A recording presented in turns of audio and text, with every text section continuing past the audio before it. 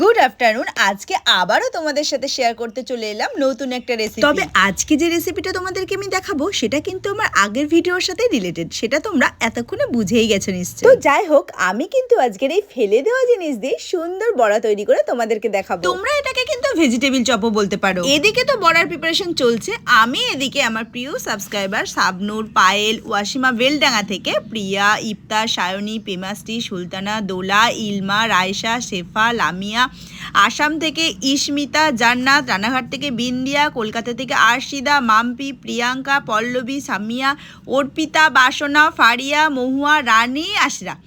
ওরে বাবা, তোমরা এত এত এত ভালোবাসো আমাকে, থ্যাংক ইউ সো মাচ। তোমাদের জন্য রইল অনেক অনেক ভালোবাসা, তোমরা আমাকে এইভাবে সাপোর্ট করে যাও। দেখো, তোমাদের নাম বলতে বলতে এদিকে কিন্তু আমার চপ বা বড়া যেটা বলো সেটা কিন্তু রেডি হয়ে গেছে। এখন আমি আমার ছোট্ট ভাইপোকে দেখো সেটা টেস্ট করতে দিয়েছি, আর ও দেখো একবার খেয়ে গিয়ে আবার চলে এসেছে টেস্ট করতে। তাহলে তো বুঝতেই পারছো যে বড়াটা কত টেস্টি হয়েছে। আচ্ছা, আমি বললে বিশ্বাস করতে হবে না, তোমরা বাড়িতে ট্রাই করো, দেখবে নিজেরাই বলবে কত টেস্টি হয়েছে। কি এখন ভাবছো তো যে ফেলে দেওয়া জিনিস দিয়েও কাকিমা এত সুন্দর বড়া কি করে তৈরি করলো?